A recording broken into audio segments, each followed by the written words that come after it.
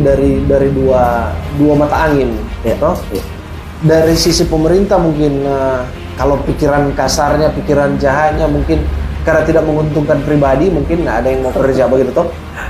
Tapi dugaannya begitu, dugaannya kan pikiran begitu. jahat, semoga tidak terjadi begitu. Ya, artinya kan punya dugaan aja kan.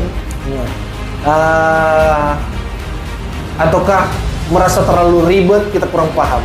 Dari sisi masyarakat mungkin orang tidak pernah menuntut, karena orang tidak pernah berpikir tentang kayaknya tapi daerah boleh begini. Enggak, stop. Dia tidak pernah berpikir untuk hal itu, begitu. Sementara ya namanya daerah punya hasil bumi, dia pasti bisa punya industri. Oke. Namanya dia punya hasil bumi, dia pasti bisa punya industri.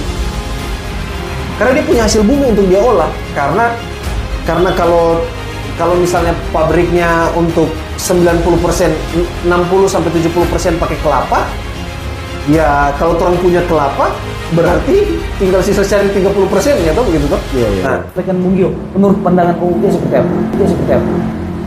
Ini agak sedikit Layak atau bukan layak atau tidak? Artinya bagaimana sih harusnya?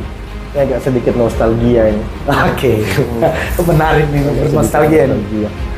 Jadi gubernur sebelumnya Pak Oli itu ketika kemudian diserang harga kopra itu murah bla bla bla bla bla bla, kan beliau sempat ngomong gitu. Ya kita aja masih konsumsi minyak kelapa sawit.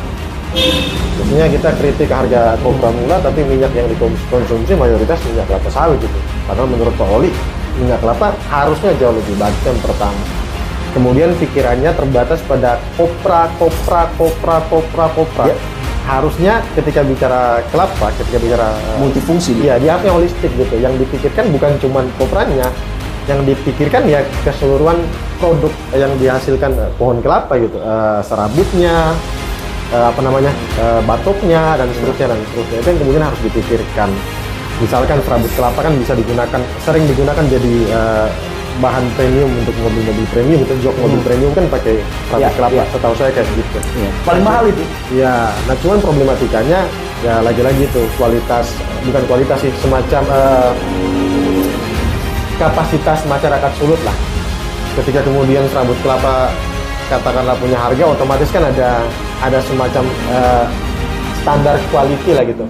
Serabut kelapa yang layak ekspor kayak gimana sih? Nah, persoalannya kita serabut kelapa tuh diletakkan di pinggir tempat pengasapan, misalkan cenderung dibiarkan kena hujan, kena terik dan seterusnya. Akhirnya mungkin kualitasnya jelek. Nah, itu yang kayaknya pemerintah masih